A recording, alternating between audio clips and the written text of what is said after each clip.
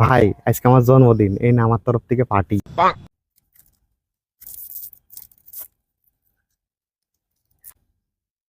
ভাই কাল আকাশের জন্মদিন ছিল, এত মানুষজন এসলো, তুই আসলি না কেন? আমি একটু ব্যস্ত ছিলাম ভাই।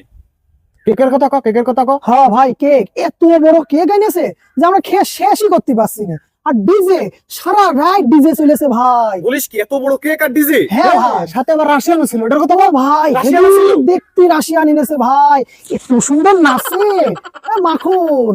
হ্যাঁ, ওই গিফট নিনি সেটার কথা কও। হ্যাঁ হ্যাঁ হ্যাঁ, আকাশ ভাই কাল গিফটও নিইনি ভাই, সবাই এসে খুব মজা করেছে ভাই। গিফট নিইনি?